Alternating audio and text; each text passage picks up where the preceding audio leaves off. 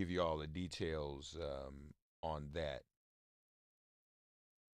But first, what we want to do is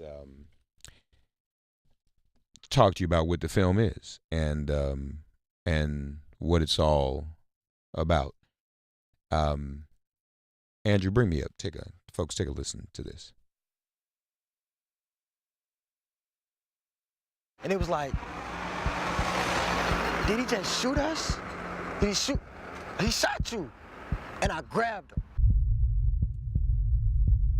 Right now, we're on the scene of a shooting in Ferguson. Tensions continue to build after a teenager was shot and killed in the street. I heard, nah, them ain't not this time. Next thing I know, I'm thinking, start running, taking something to us.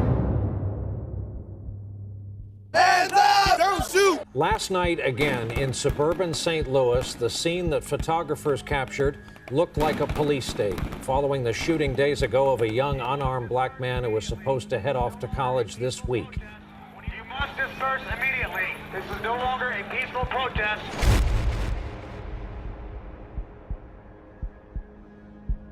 What are you saying, Chief? Did he know that he was a suspect in a case, or did he not know? No. This film of this young man was released to tell the world he really wasn't that good. That is the oldest trick in the book. To defame someone, demoralize someone, it's been done to African Americans for decades. How do we put a black hat on you? Yeah, they wanted him to look like that. They had to make him look aggressive. They had to make him look like the big bad guy, like they call it. You can't perform the duties of a police officer and have racism in you. What this guy's putting out is just nonsense. So you will not see that guy, Jason Pollock, on The Factor. This is an opportunistic Michael Moore wannabe.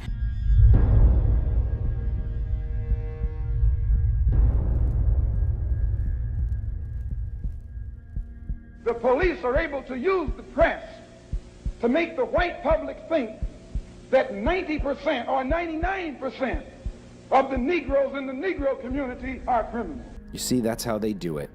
They make up a story, they use facts that don't line up to back up their story, and then they alter evidence to fit their narrative. They did it to Mike Brown in August of 2014, they did it to our new evidence in March of 2017, and they've been doing it ever since the beginning of policing in this country. Mike Brown was a catalyst to say something is wrong. And he just going down every time until he kind of just balled on the ground and laid there.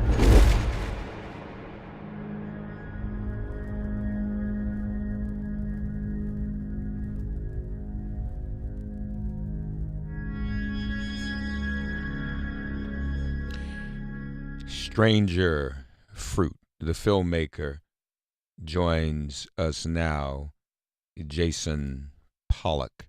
Jason, good morning. How are you, sir? Good morning. Thank you so much. Thank you for joining us, man. I'm glad you're able to join us. The film now, is it actually being released today? Is that the case? No. So basically, the film was officially released through our distributor, Gravitas Ventures, April 3rd, 2018. Okay, all right. It was available on demand nationwide until June 18th, when we had our Stars premiere on national television, and that's when things really changed. But the film actually had a world premiere at the South by Southwest Film Festival in 2017, which is when we released to the world for the first time the new evidence that we obtained by moving to Ferguson, and that's when everybody saw the new tape of Michael Brown at the convenience store the night before he died for the first time, after it had been covered up by the county prosecutor's office for almost 3 years, and then we went back into the edit room because that became worldwide news in March of 2017. So the story had changed so much that we wanted to include that in the film. and the new cut, the final cut, which came out in 2018, has the entire 2017 episode in it. So talk to us about it, because I remember when that clip came out. What is that clip showing us in the convenience store? Right. So basically, the clip is showing us that Michael Brown was at the convenience store the night before he died, right around 1 a.m. And we see in the tape that he makes a trade, a barter with the store. Seemingly, he throws a little bag of marijuana over the counter. We see the store clerks passing it around and smelling it. And then we see the store clerks make a bag for Michael of 2 boxes of cigarillos. They put the bag together for him. They hand him the bag over the counter. And then right before Michael's about to leave the store that night, he decides to give his stuff back to them to hold it behind the counter. And then what we saw, what the world was shown, which was incorrect and incorrectly framed as an alleged robbery, was really just Michael going back to get the things that he had been given the night before. And what we theorized in the film is that basically the night crew didn't want to tell the day crew what was going on, because they're probably doing stuff at night that they didn't want the grandpa or the dad to know, who was there during the day. So when Michael got back there during the day to ask for his stuff, they didn't know. So what we saw was a miscommunication based on an episode that was not shown to the public. And the other key thing about this, because obviously what happened in the store has nothing to do with why Michael was murdered. It was always used as a distraction method. And so by revealing the tape in its entirety, we saw how the distraction method was used. And we saw how we only saw a piece of the tape. The second half of the tape was used to defame Michael in his death. And then when we corrected the record last year, they continued to defame him and try to spin what is so clearly evident on the tape. And they tried to spin it once again.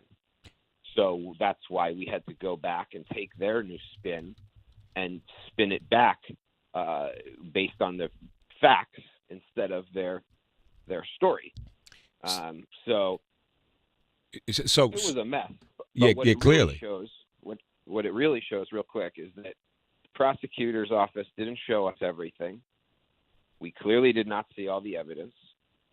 The prosecutor's office admitted to the public last year for the first time that the grand jury never saw the tape that I revealed. Right. So if the grand jury, which we now know, admittedly by the prosecutor's office, never saw this piece of evidence, to me, that's enough for an entirely new grand jury process, because they were clearly tainted. They thought that Michael robbed the store the whole time. How could they be making a fair judgment if they thought Michael robbed the store? Yeah. And we now know that they never saw the tape until 2017, when they saw it on TV, probably. So the bag, the bag, Jason Pollock with us, folks, by the way, Stranger Fruit, the film. It's available on iTunes, right, Jason? Available on iTunes, Amazon, Stars app on demand, where you're watching Power. We're right there. So the bag left behind that Michael left there the night before, the bag left behind the counter had what, the cigarillos in it? Correct. Gotcha. You've been accused, though. The convenience store, didn't they try to sue you and accuse you of doctoring the video? They did it. There's nothing of a legal nature like that. Okay. There were threats made at me. There were several death threats made at me. the prosecutor who I believe we had a big part in unseating, he came out to the press and defamed me and tried to tell everybody that what I was saying wasn't true. Mm-hmm. That had a huge impact on my life. I got so many threats from that, and to this day, people who still haven't watched the film still think all this crap that he said last year, which are flat out lies, basically. So it became a little bit of a war in the media for us, but I think that they just don't want to deal with the truth. Anybody that sees the second tape knows what they're seeing, unless they want to have a view through the eyes of racism and bigotry. It's very clear, and it's very clear that mishandling took place. You don't even need to talk about the tape. It just the fact the tape exists just shows what a failure of a process this was. And what I only raise that just to try to defeat the argument. I agree with you. And why would you doctor the tape? I mean, that'd be some hellified doctoring, from a grainy, because those tapes are grainy surveillance tapes. I mean, that just doesn't even make sense. What they're saying is I edited out stuff. But what I say to them is you guys edited out stuff. I added, okay? Right. What I did was add tape. You're the ones who cut the tape. You're the ones who decided to cut the tape and only showed the world half the tape. I'm the one who added back the tape. So don't call me a tricky editor because you're the tricky editors. Yeah. The film Stranger Fruit, obviously that's an appropriate name in this era of the song by Billie Holiday, who Billie Holiday made it famous, as a matter of fact, Strange Fruit, about lynchings. These are modern day lynchings, we all know. We would all agree with that. I'm going to tell you something, Jason, and this is true. When I got to Ferguson, and I went twice. I went there like 24 hours after this happened and went back again for some of the big marches and events. When I got there, as you probably know, doing your own research and being there, sometimes local folk on the ground have the information, because they know people. It's a small area. They know the convenience store. They know the cops. Now, I wasn't able to research and prove and vet it, but a couple people said things to me. One, I had two people say to me that this was about a drug deal or a drug transaction. Okay. But then I had another person say to me that not only was it about a drug transaction, but that Darren Wilson knew something about it and may have been involved in it. Had you ever heard anything like that? I mean, I definitely there are so many rumors about that, about what took place on the ground there. I don't think we know the full story yet.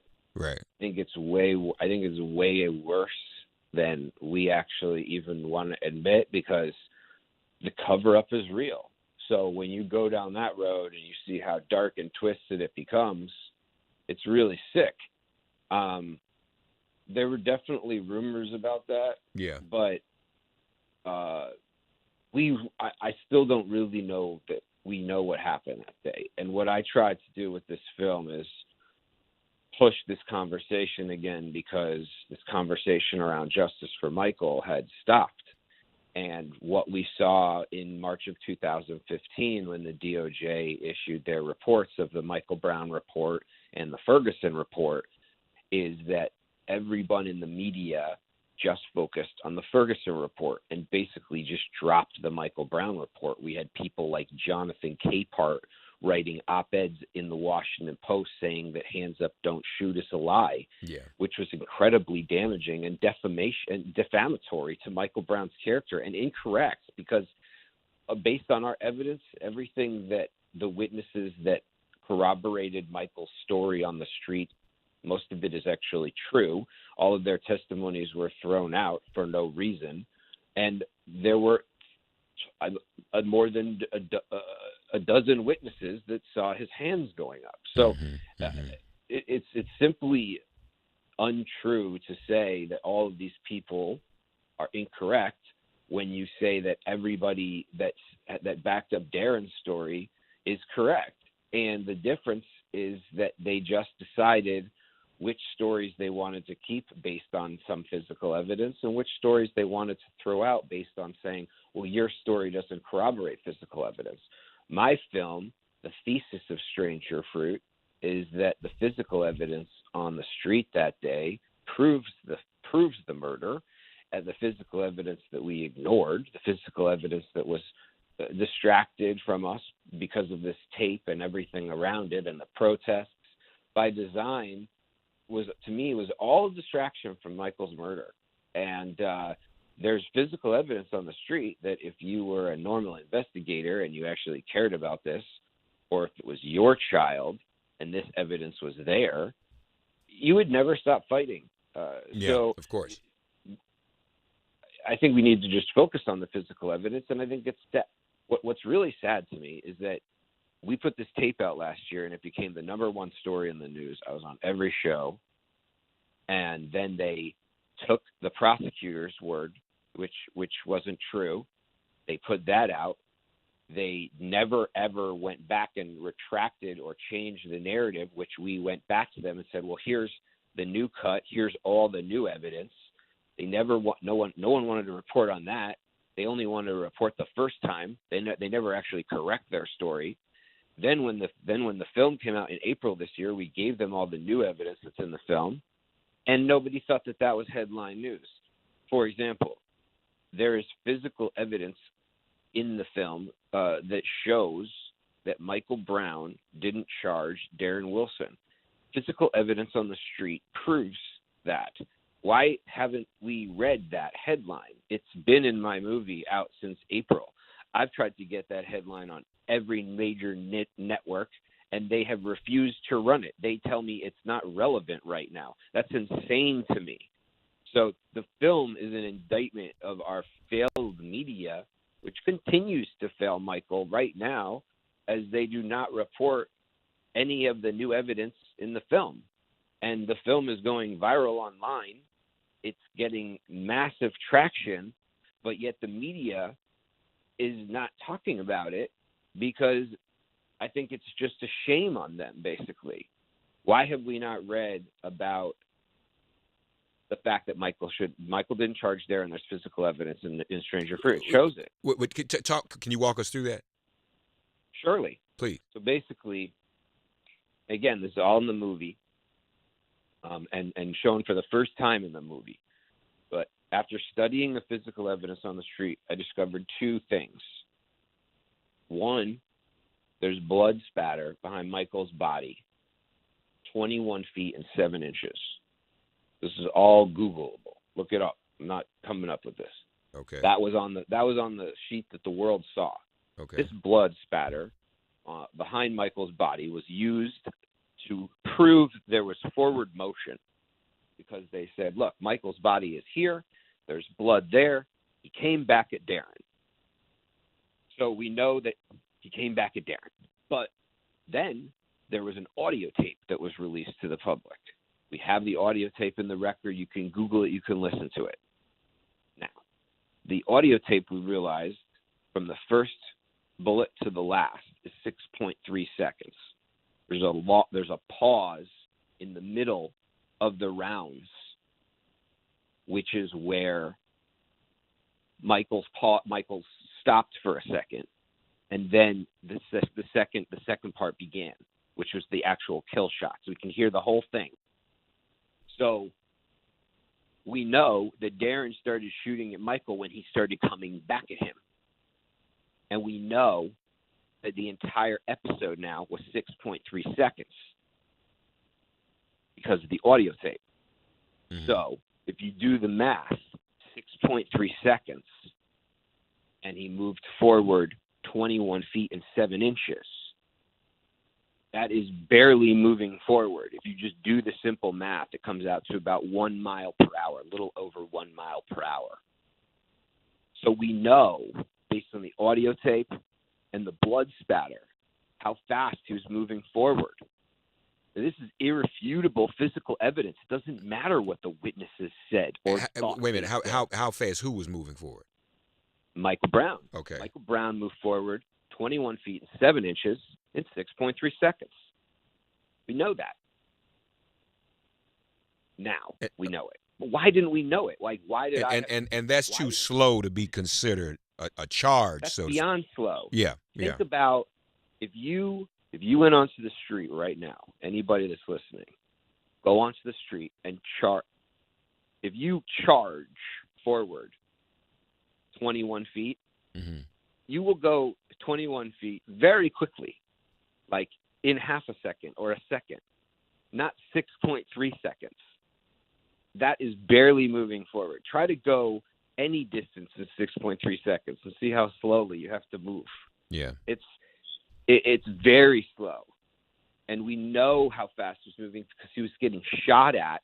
And we have the audio tape to prove it. So there's a scene in the film that lays this all out, and I've been trying to get that scene on national television. I thought that scene was more important than the tape, frankly. I still think it is. And we're still fighting to get it on. Eventually it will be, because I'm not going to give up. But only has indie media or media that really cares about this reported on this incident that I'm explaining to this little episode. This is the whole thing. Michael didn't charge Darren.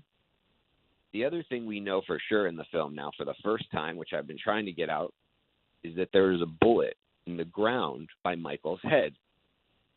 And this bullet was in their own report. But what they did was that they tricked everybody by calling it an apparent projectile. And if you go and you look at their the official evidence that was put out with Michael laying in the street and all the stuff around him from an aerial view, again, this is all in the film, you can see the blood spatter that I'm talking about, which is 21 feet and 7 inches behind him. But you'll also see this little dot right behind his head called apparent projectile. And what they didn't want to tell us, but we figured out, is that was a bullet in the ground. Now, the officer claims he did not shoot at Michael at a downward angle. Multiple witnesses said he did. Yeah. There's a bullet in the ground by his head. Now, you tell me what that says. We all know what that means. How does a bullet get in the ground if you don't shoot down? Well, that's impossible. But yet this was covered up. So if you take the fact that he didn't charge him because of what we know, and then we know he shot at him at a downward angle at point blank range, and the guy was moving forward at 1 mile an hour to you. I mean, it's just murder, plain and simple. Yeah. This is just the physical evidence, because I believe that the distraction of method that was used most was the witnesses. They put up fake witnesses that they then admitted were fake. Let's not forget that. There was a witness that went up on the stand and testified to the grand jury on the record, corroborated the officer's story to a T because they had heard it on the news. And then that was in the record. And then after it became in the record with the grand jury, the prosecutor admitted on tape, which is in the film, that he knew that was a fake witness. Well, what was a fake witness, and why did you allow that person into the grand jury room? What the heck was going on in there? You didn't show him the tape. You're bringing in fake witnesses. It's so clear to me that this case needs to be reopened. And when I started saying that in 2015, right after the DOJ, everyone thought I was crazy. Right. Everyone thought I was crazy for going to Ferguson for 2 years and trying to unravel this. But now, look at what has happened. The film is out. The man implicated in covering up Michael Brown's murder is now out of office after being exposed and being on. Let's not. I just don't even. I can't even imagine what the impact is having on the ground there in St. Louis, because it took outside media to do this in St. Louis. The media in St. Louis are complicit in this cover-up. Mm-hmm. The media in St. Louis are a reason why this man was to be able to be in office for 27 years and never bring one. He never brought one police shooting to court in his entire reign. His entire time, right? So, right. You know, how did that happen? That's a collective effort. It's not just one guy. Mm-hmm. And so it took this outside media and independently funded media, because no network wanted to pay for this movie. No, how did you fund it, Jason? How did you fund it? I'm in debt. That's how I funded it. Like, okay. I may be a white guy, and I'm using every bit of my white privilege to break down white supremacy right now. Right. But I'm not a rich white guy. My mom is a school teacher, and my dad drives a school bus. Mm-hmm. Mm-hmm. But that's also why I think that I was able to check my privilege and see it and do something with it, because I grew up not at the top of the ladder. I grew up at the top of the ladder because I'm white, but I grew up at the bottom of that top of that ladder, or in the middle, kind of. Right. And I watched how my family's, wealth declined and struggling, especially after the economic crash in 2008, and even more than we were before then. So that's how this movie got. The movie got made because, like, I just keep working on it, and I'm focused on fighting for Michael's justice, because I think that's a very important conversation this country needs to have. Absolutely, absolutely. Well, let me just say this, because we're just about out of time, and I regret that. But in this time, you've given us a lot of valuable information that many have not heard before. Folks, if you are in New York, Thursday, that is tonight. Yep. Doors open at 5 p.m. at the Williamsburg Library in Brooklyn, 240 Division Avenue. There will be a screening followed by a discussion on the film. Doors open at 5:30 p.m. So we hope people come. You can see the film yourself. You can download it on iTunes. If you go on YouTube, you can rent or buy it right now, Stranger Fruit. So it's available everywhere. I'm sure all you are hearing this. Some of you for the first time and are intrigued by it. So yeah, I encourage you to. This is some revelatory information, and Jason, the clip of, we've seen the video, because you released that, of what happened in the store the night before. What has not been released, to my knowledge, is what's in the entire film on the video of the shooting, and the fact that he did not charge Darren. I know you want to get that on television. If you like, next time we talk, and we can schedule another time to talk, if you could get me that small clip, because we're streaming right now on Facebook, Twitter, and YouTube, and on Instagram. I will put that small clip, not the whole movie, but that small clip on the stream. So if you're interested in that, let's talk offline, get that scheduled. And if you want to send me that, we'll come back on the air and walk through it for our listeners so they can see it, at least until it gets on a major television network. So just, think about that and let me know. Okay? Thank you so much. That would be great. And, this movie is more than a movie. This movie is a movement. Yes, sir. We didn't chronicle something. We are in an active media war with this film, where I am actively trying to unwhitewash what they've done. And they are actively trying to keep the whitewash. Thank you. So, please help join this movement. See the film, pass it around. But we're also going to be taking it on a nationwide Get Out the Vote tour in the fall, because what we just saw with this prosecutorial race in St. Louis and the impact that it had, and we won, we now want to replicate that success by opening people's eyes to what actually happened. And we think that other races outside of St. Louis can have the same impact by using Stranger Fruit as a tool to open people's eyes. The other thing, too, about this movie is it is a movement. Part of that movement, Leslie McSpadden, Michael Brown's mother, is running for city council now. And that's a great thing. We're going to be talking more about that. But, folks, her heart. In Brooklyn tonight, doors open at 5:30 at the Williamsburg Library, 240 Division Avenue.